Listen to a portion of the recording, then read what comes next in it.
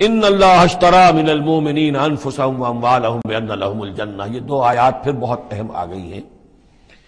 یقیناً اللہ نے خرید لی ہے اہل ایمان سے ان کی جانیں بھی اور ان کے مال بھی، اس قیمت پر کہ ان کے لیے جنت ہے۔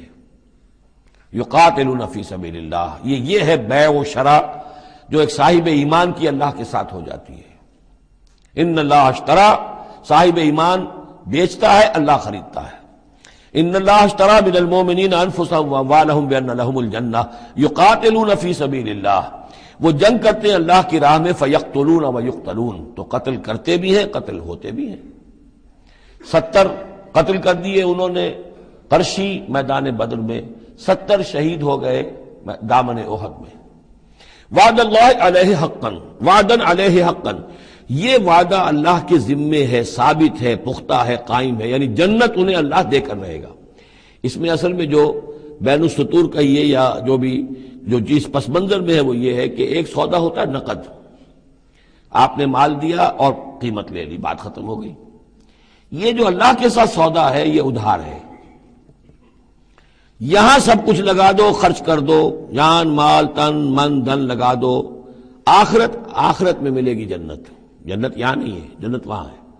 تو چونکہ ادھار کا سودا ہے، اس پر دل میں کچھ نہ کچھ دغدغہ رہتا ہے۔ نو نقد نہ تیرا ادھار والی جو مثال ہے کہ 9 نقد نہ تیرا ادھار کی 13 سے بہتر ہے کہ 9 جو نقد ملتے ہیں وہ لے لیے جائیں۔ تو اس حوالے سے جو ہے انسانی کمزوری بربنائے طبع بشری اس کے اندر ایک دغدغہ رہتا ہے، اس کو اب کس زور کے ساتھ اس کی نفی کی جا رہی۔ وعدن علیہ حقا، کوئی شک نہ کرو یہ وعدہ ہے اس کے ذمے حق ثابت، فی التوراۃ والانجیل والقرآن، اور اللہ کی طرف سے اس وعدے کی توثیق 3 دفعہ ہو چکی ہے، تورات میں ہوئی، انجیل میں ہوئی، قرآن میں ہوئی۔ ومن اوفی بعہدہ من اللہ، اور اللہ سے بڑھ کر اپنے عہد کا وفا کرنے والا کون ہوگا؟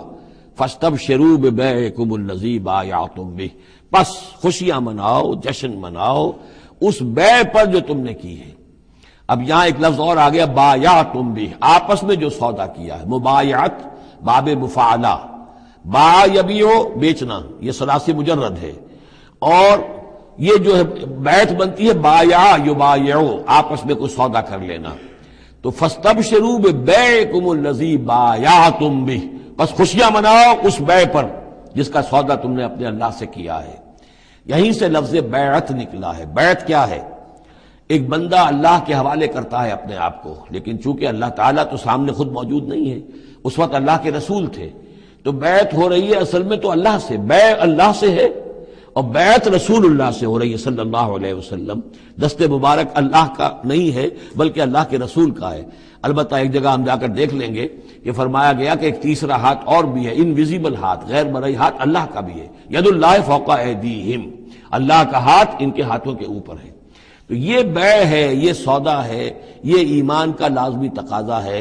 ان اللہ اشتری من المؤمنین انفسهم واموالهم بان لهم الجنہ یقاتلون فی سبیل اللہ فیقتلون ویقتلون وعدا علیہ حقا فی التوراۃ والانجیل والقرآن ومن اوفی بعہدہ من اللہ فاستبشروا ببیعکم الذی بایعتم بہ وذلک هو الفوز العظیم، اور یہی ہے بہت بڑی کامیابی۔ اللہ تعالی ہم میں سے ہر ایک کو یہ توفیق دے کہ اللہ کے ساتھ یہ بیع و شراء ہم کریں، اللہ کے ساتھ سودا کریں اور اللہ تعالیٰ کے ہاتھ اپنے جانیں اور مال بیچ دیں۔